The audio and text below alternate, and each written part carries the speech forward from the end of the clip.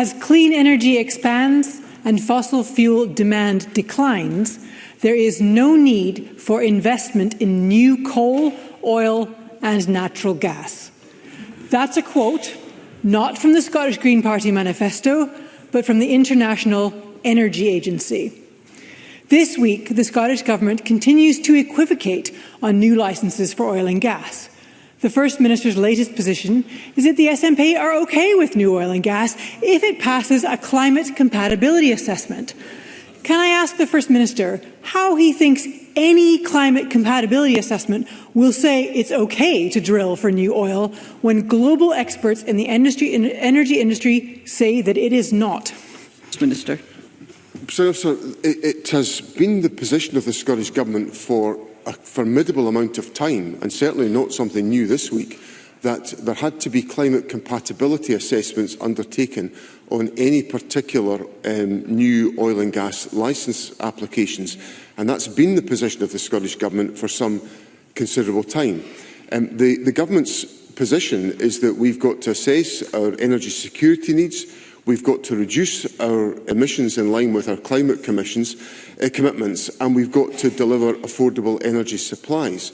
So the commitment I give to Lorna Slater willingly today is that the Government recognises the absolute necessity of the journey to net zero, but we also, and that is why there has to be a climate compatibility assessment on any consideration of any oil and gas licence, and why I will have no truck with the commitment of the Prime Minister to commit to 100 new oil and gas licences without a question being asked.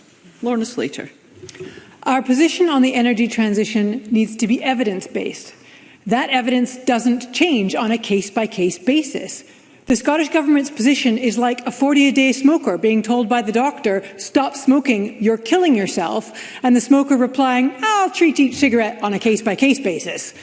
This position is not only threatening our environment, it's putting off investment in the green jobs of the future, which our communities so desperately need.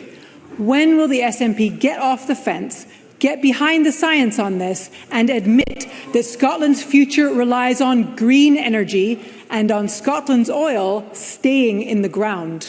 First Minister. I'm not sure, it might just be me, but I'm not sure the analogy worked particularly well that was conveyed in the question there. I think people would expect their government to act in an evidence-based fashion, and that's exactly what we will do, and we will look at any individual application with the evidence, although I do point out for the factual accuracy, we do not take those decisions. Those decisions are taken by the United Kingdom Government, but we would argue for that. That's why I say a reckless commitment to 100 new oil and gas licences is just the territory of climate denier status, and I will go nowhere near that.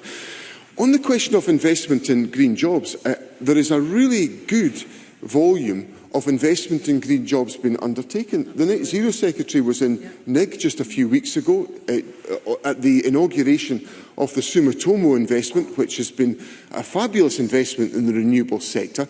I was myself in Ardésir, which is a big investment involving the Scottish National Investment Bank, and Haventus, which is a significant investment in green jobs. So I want to signal very clear, and of course, over the course of the SNP government's time in office, we have substantially decarbonised electricity generation in Scotland, whereby our net electricity generation has gone from 26%, if my memory serves me right, the numbers in Scotland, to 113% in the most recent data.